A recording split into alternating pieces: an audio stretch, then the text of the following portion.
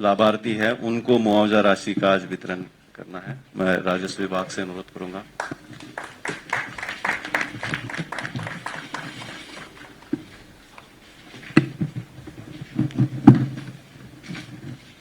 मैं माननीय मुख्यमंत्री जी से अनुरोध करता हूं कि इस प्रेस वार्ता को संबोधित करें।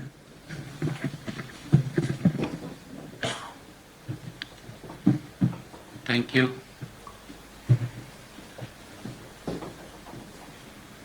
आज इस प्रेस वार्ता में सभी पत्रकार एवं छायाकार, सोशल मीडिया व इलेक्ट्रॉनिक मीडिया के हमारे मित्रों का मैं धन्यवाद करता हूं।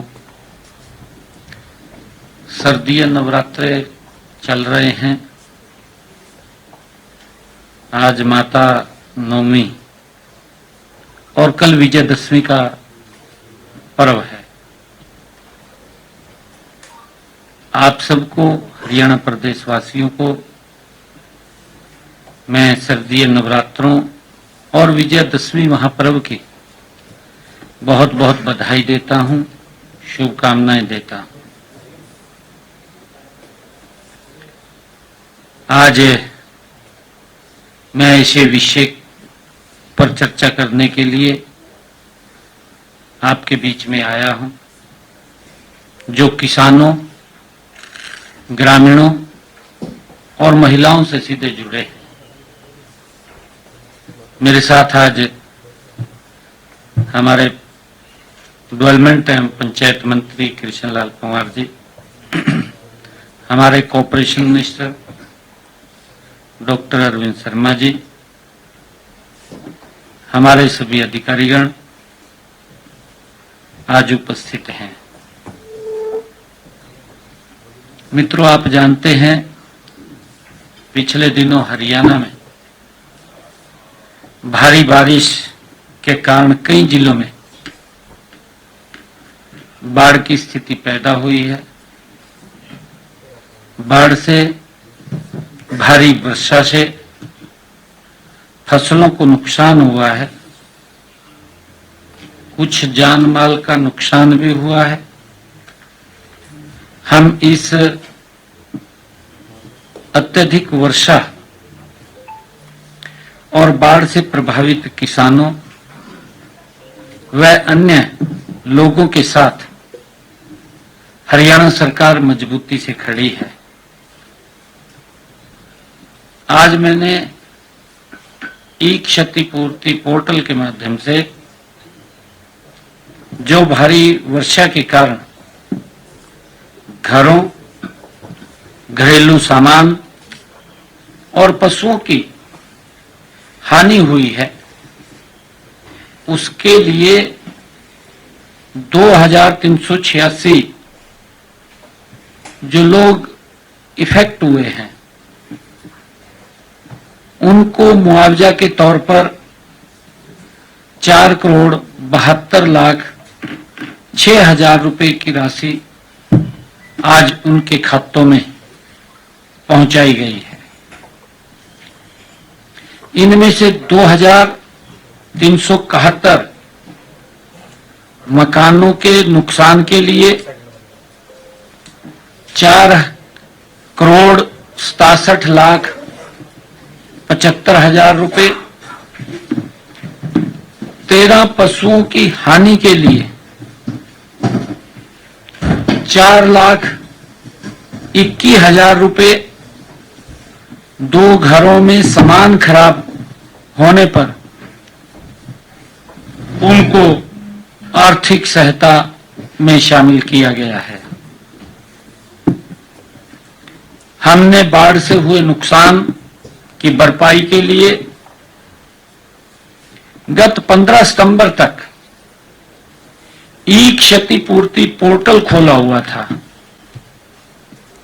ई क्षतिपूर्ति पोर्टल पर प्रदेश के हमारे 6,397 गांव के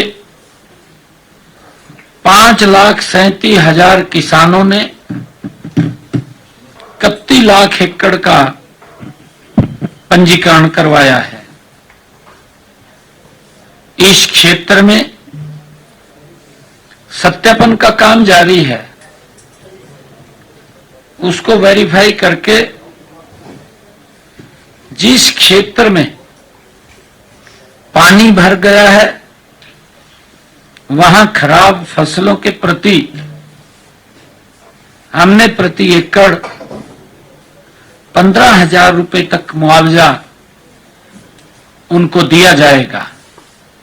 वेरीफाई करके इसके तुरंत बाद दीपावली से पहले उन तक जो प्रभावित हमारा किसान है उनके खाते में भी फसल खराबे की मुआवजा राशि पहुंचा दी जाएगी। क्षतिपूर्ति पोर्टल पर आए क्षेत्र का सत्यापन जल्दी करके यह राहत भी जल्दी किसानों तक पहुंचा दी जाएगी। आज क्योंकि भारी बारिश के कारण और बाढ़ के कारण हमारे जिन किसानों का नुकसान हुआ है, मैं उनके लिए भी कुछ योजना, उनको आर्थिक सहायता मिले। ट्यूबवेल के बिजली बिलों का हमने फैसला किया है कि किसानों की परेशानियों को ध्यान में रखते हुए आज ट्यूबवेल कनेक्शनों के बिजली बिलों का भुगतान दिसंबर 2025 तक स्थगित करने की घोषणा करता हूं। दिसंबर 2025 तक ये बिलों के ऊपर नहीं लिए जाएंगे, उसकी सरचार्ज वो घोषणा करता हूं। जिन बिलों का भुगतान जुलाई 2025 तक किया जाना था, वे अब जनवरी 2026 से किसी भी अतिरिक्त शुल्क के बिना दे होंगे। कोई उनके ऊपर चार्ज या ब्याज नहीं लगेगा। अब उसको जनवरी 2026 तक बिना किसी अतिरिक्त शुल्क के वो दे होंगे, ऐसा निर्णय लिया है। इससे प्रदेश के 7,10,000 किसानों को तुरंत वित्तीय राहत मिलेगी। हमने ये भी निर्णय किया है कि जो हमारे किसान फसली ऋण की वसूली को भी हमने स्थगित करने का निर्णय लिया है। आज ही फसली ऋण की वसूली स्थगित करने की भी मैं घोषणा करता हूं। जिन गांव में भारी बरसात या बाढ़ के कारण 50% से ज्यादा फसलों का नुकसान हुआ है, उन गांव के ऋणी किसान का फसल खराबा 33% या उससे अधिक हुआ है। ऐसे गांव के किसानों द्वारा सहकारी समिति के लिए खरीफ के चालू फसली ऋण की वसूली स्थगित की जाती है। इन किसानों को रबी फसल के लिए फसली ऋण भी उपलब्ध करवाया जाएगा। ये नहीं है कि अगर उनको कोई ऋण, अगला फसली ऋण लेना है तो ले भी सकेंगे। ऐसा नहीं है कि उसको हमने स्थगित किया है कि आगे ऋण नहीं देंगे। इस फैसले से लगभग हरियाणा प्रदेश के 3 लाख किसानों को ऋण के बोझ से राहत भी मिलेगी। इसके लिए हम पूरे राज्य में इसका सर्वे भी करवा रहे हैं।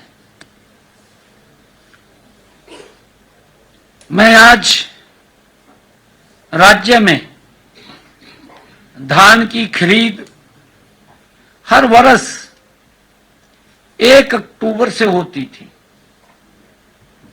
किसानों की मांग पर हमने ये निर्णय किया, क्योंकि हर बार हमारा किसान ये चाहता था कि हमारी फसल जल्दी आ जाती है।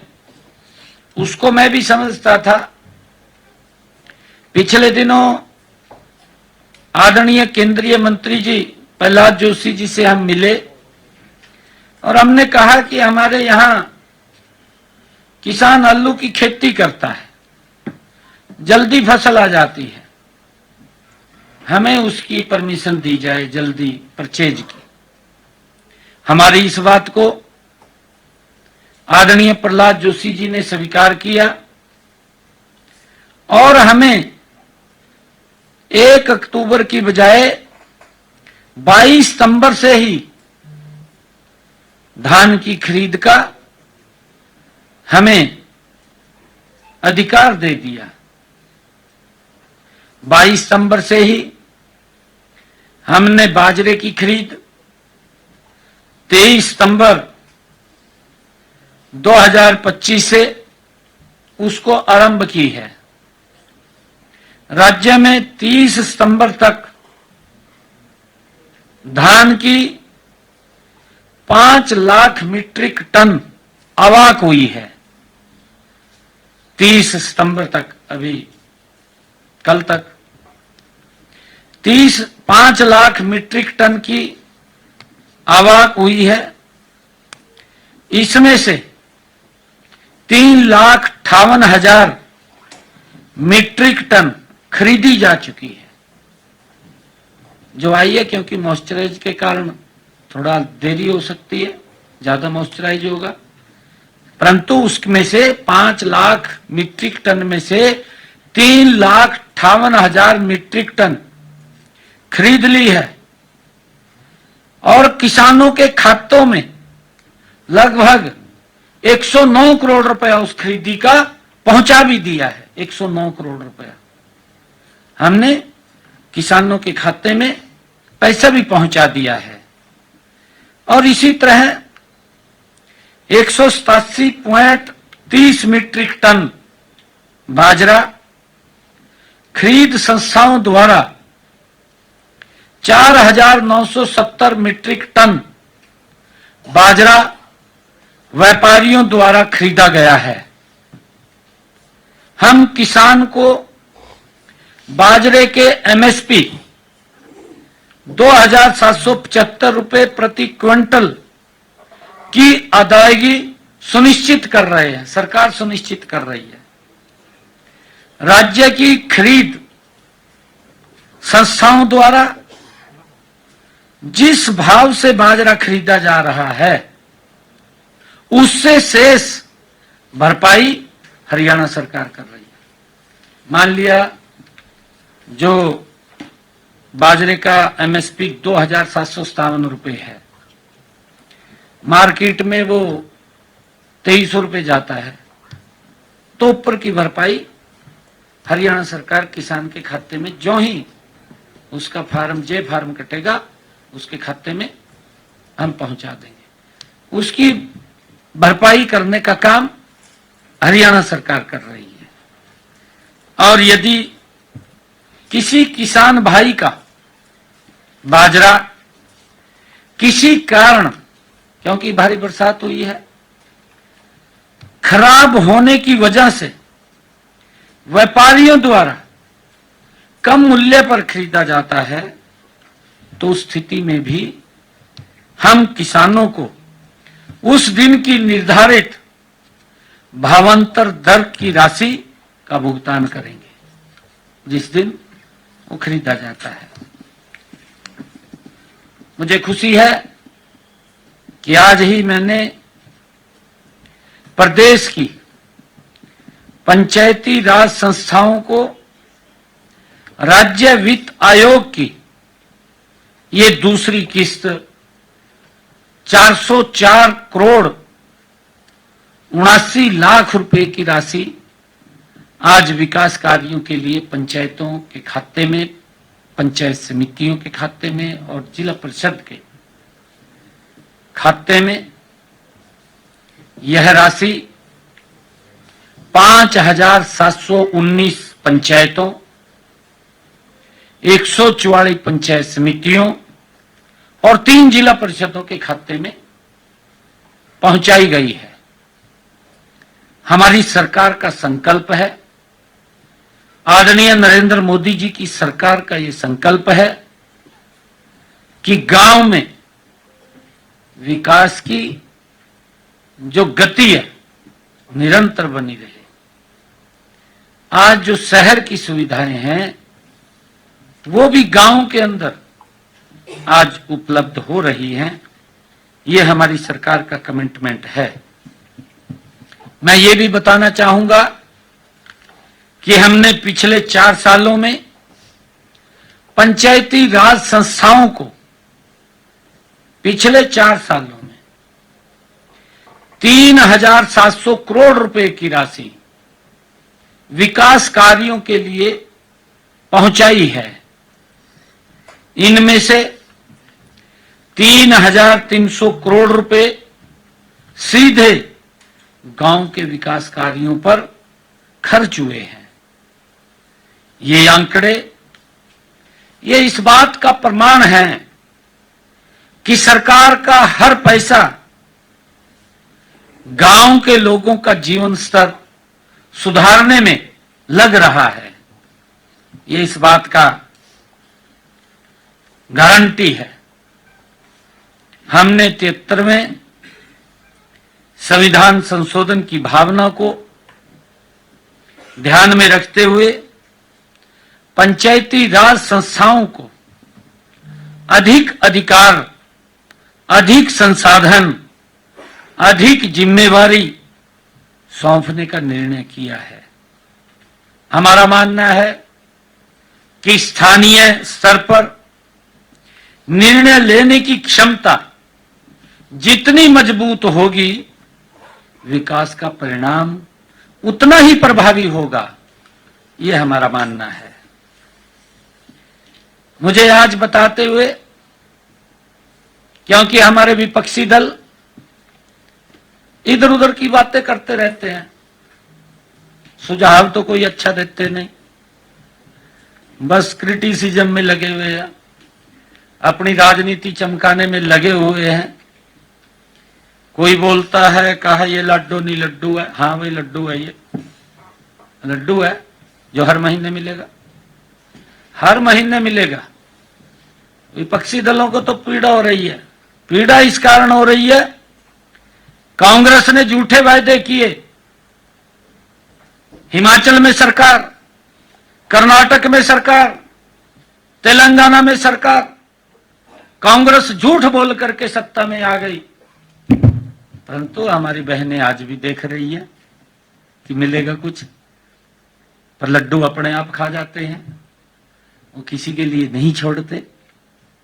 ये कांग्रेस के डीएनए के अंदर है, ये कांग्रेस के नेचर में है।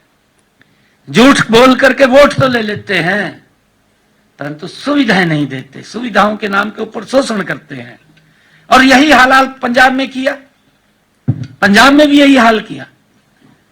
क्योंकि इसलिए किया, वो दोनों के दो इंडी गठबंधन के लोग हैं, एक थाली में बैठ करके भोजन करते हैं, अंदर बाहर लोगों को दिखाते हैं कि मैं इसका विरोधी हूं, मैं इसका विरोधी हूं, पर अंदर एक जगह बैठे हैं। एक जैसी सोच है, एक जैसी नीति है, एक जैसी नीयत है इन गठबंधन के लोगों की। ये कहां देंगे? ये तो वोट लेना जानते हैं, फिर उसमें से लोगों का शोषण करते हैं, तड़पते रहते हैं लोग। ये कहने ने तो बड़ी पंजाब के मुख्यमंत्री की ट्रोल की है लोगों ने, पंजाब के लोगों ने की है बहुत ज्यादा। वोट लेने के समय क्या क्या बोल रहा है, वो सब बातें पंजाब के लोगों के पास पहुंच रही हैं। परंतु एक कहावत मेरे याद आ रही है, कहें तो सुनाई दूं।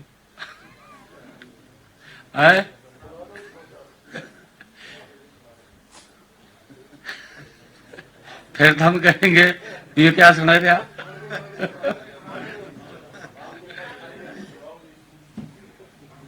एक व्यक्ति था,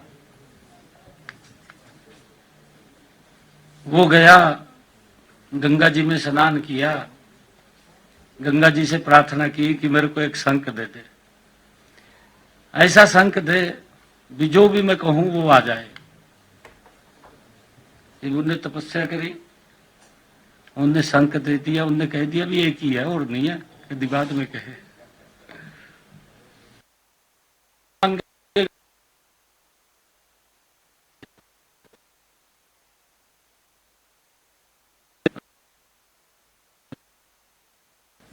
शंख कार्ड का दो का न का पड़ोस ने कहा भी मेरे को इतने पैसे चाहिए, उन्हें दे दिए, बिलियो जी।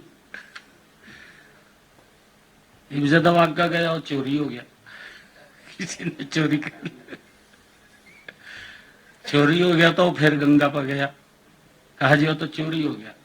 कहा मैंने कहा था भी और नहीं मिलेगा, एक ही मिलेगा, परंतु एक शंख और दे रहा हूं मैं, जितना मांगेगा ये कहेगा आप एक मांगेंगे, कहेगा 2 लाख रुपए ले, पर लेने देने में कुछ नहीं है।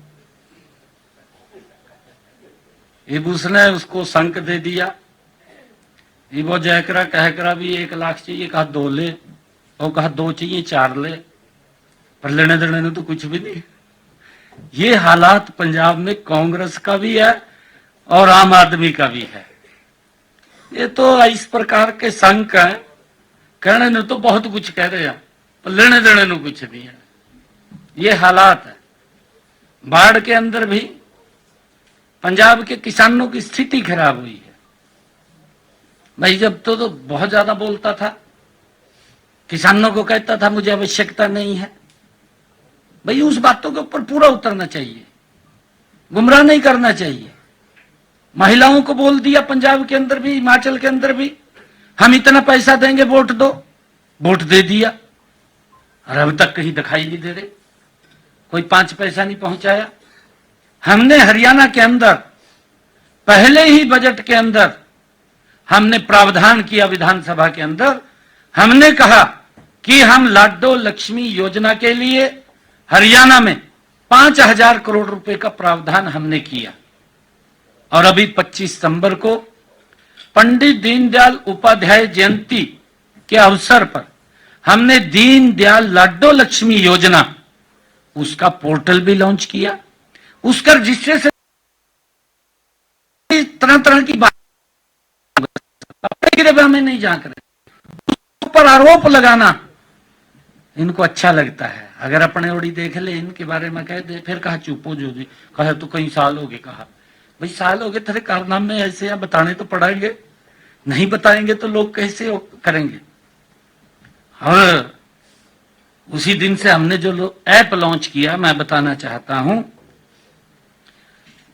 इस ऐप पर पिछले जो हमने लाडो लक्ष्मी ऐप लॉन्च किया है, इस ऐप पर पिछले 6 दिनों में, पिछले 6 दिनों में, अभी 6 दिन हुए, पिछले 6 दिनों में हमारी हरियाणा प्रदेश की लाडो बहनों ने 1,53,844 बहन बेटियों ने अपना पंजीकरण करा लिया है।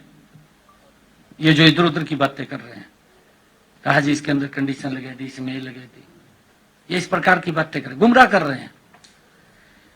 1,53,844 हमारी लाडो बहनों ने रजिस्ट्रेशन करा लिया है, उनका पंजीकरण हो गया है। मैं अपनी सभी बहनों से ये अनुरोध करता हूं कि जल्द ही, क्योंकि समय लगता है, कई बार जो साइट है वो भी स्लो पड़ जाती है, और इसी कारण हमने इसको फेसिस में रखा है।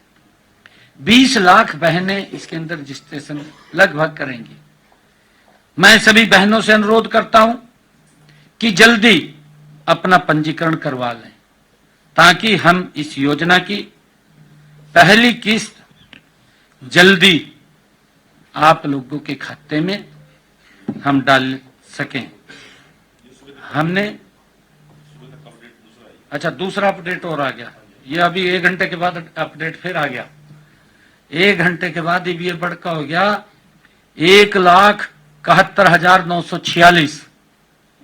1 घंटे के अंदर ये अपडेट आया है। कितनी गति से रजिस्ट्रेशन हो रहा है। रजिस्ट्रेशन हो रहा है ऐसा नहीं है, क्योंकि कांग्रेस विपक्षी दल में प्राण नहीं रहे, क्योंकि उन्होंने किया नहीं, भ्रष्टाचार किया है, लोगों को तंग किया है। लोग घूमते रहते थे, नौकरियां बिकती थी, क्या हालात थे। गैस का सिलेंडर लेना होता था, लाइन में लगना पड़ता था। मुझे खुशी है, हमने अपने संकल्प पत्र में कहा था कि हम अपनी बहनों को 500 रुपए का गैस का सिलेंडर देंगे। आज 18.5 लाख बहनों की रसोई में 500 रुपए का गैस का सिलेंडर जा रहा है, जिनकी इनकम 1,80,000 रुपए से कम।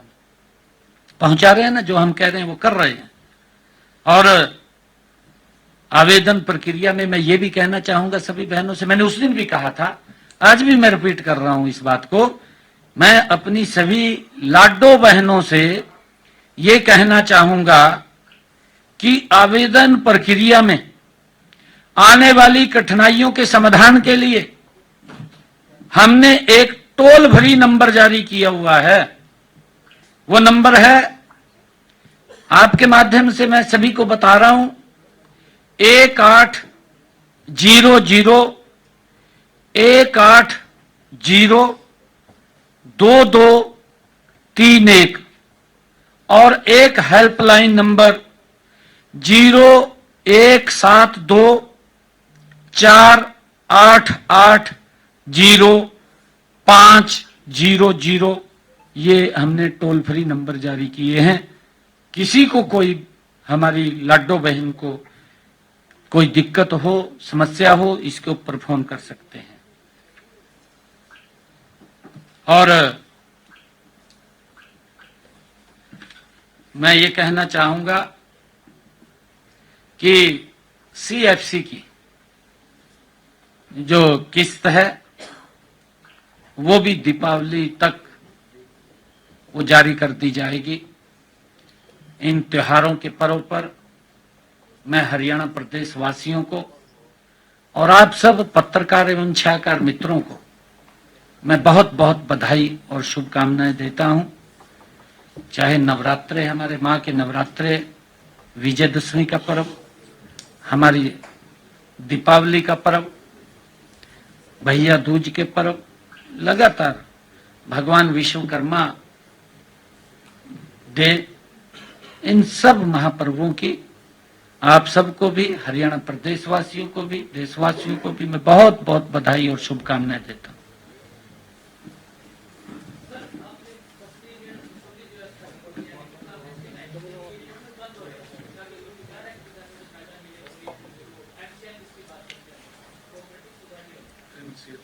नहीं, देखिए, ऐसा नहीं है, ऐसा नहीं है कि बंद है। उसके लिए हमारे किसानों के जिनके खाते सही हैं, उनके खाते में वो जा रहा है पैसा, और हम ब्याज भी उसका हरियाणा सरकार दे रही है, फसली ऋण का। हमने उसकी किस्त को स्थगित किया है। मान ले किसी किसान ने पैसा लिया है फसली ऋण के लिए, उसको हमने 3 महीने 4 महीने वो दिए हैं, भी उसको आगे बढ़ सकता है। इसको हम इसके अंदर हम लगे हुए हैं। हम CM पैक्स जो बना रहे हैं, इसका सुदृढ़ीकरण हम कर रहे हैं, इसको ऑनलाइन भी कर रहे हैं कंप्यूटर से, ताकि जो विश्वास इसके ऊपर से कांग्रेस के समय में उठ गया था, हम ये चाहते हैं कि इसके ऊपर विश्वास मेरे किसान का दोबारा बने और मेरा किसान इसका लाभ उठा सके। हम उस दिशा में मजबूती से काम कर रहे हैं और आने वाले समय के अंदर इसके अंदर एक बड़ा सुधार भी आपको नजर आएगा। और हमारे किसान पुनः, क्योंकि हमारे किसानों की एक सोसाइटी है, वो इसके अंदर से यूज कर सकते हैं, अपनी फसली के लिए ऋण ले सकते हैं और फिर उसमें डाल सकते हैं। इसके ब्याज का हम हरियाणा सरकार देती है, वो जितना मूल उसके अंदर से लेता है उतना उसके अंदर 6 महीने के बाद दे देता है। उसके लिए हम ये व्यवस्था किए हुए हैं।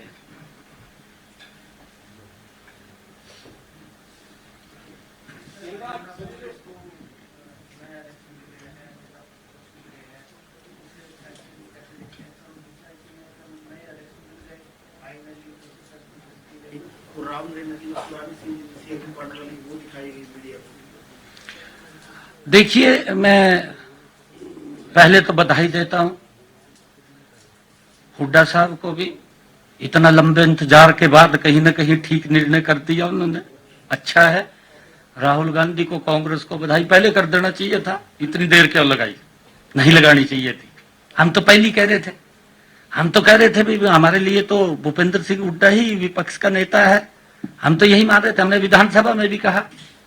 परंतु कांग्रेस देरी कर रही थी, राहुल गांधी देरी कर रहे थे। भाई देरी करो, चाहे साल लगाओ चाहे 2 साल लगाओ, बढ़ना तो भूपेंद्र हुड्डा ने था, फिर देरी क्यों करी? और इन्होंने ये गलत किया है INLD वालों ने।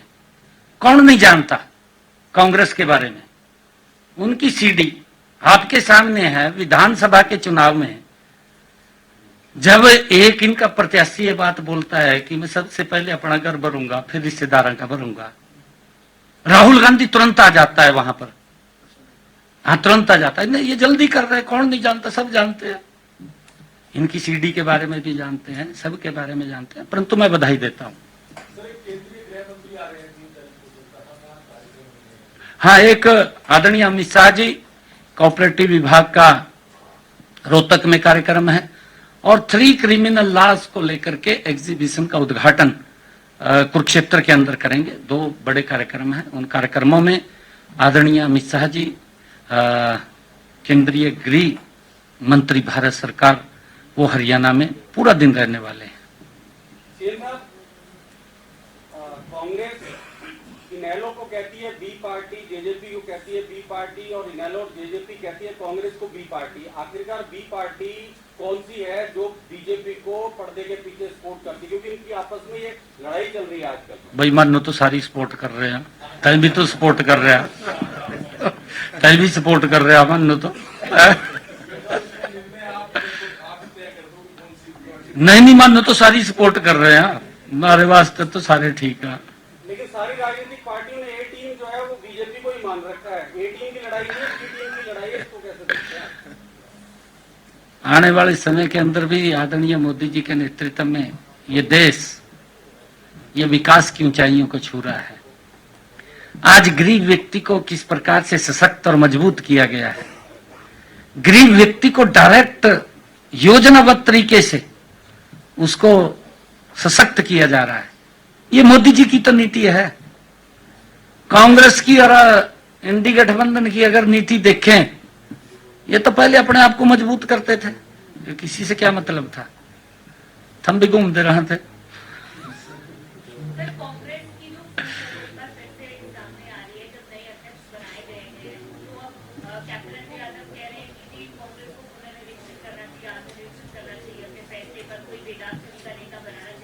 नहीं, फूट कब नहीं थी?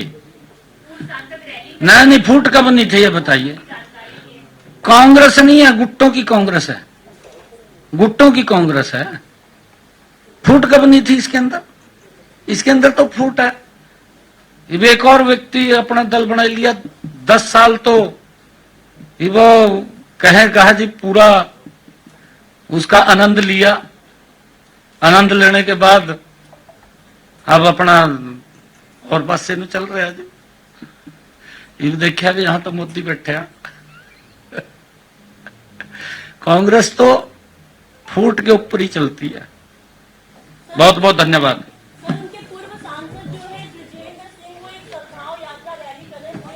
मैं तो बता रहा हूं ना जी, 10 साल में आपके सामने है 2-2 मंत्री, सांसद, विधायक, इससे बढ़िया कहां मौका मिलेगा? कांग्रेस नहीं दे सकती इससे बढ़िया मौका तो।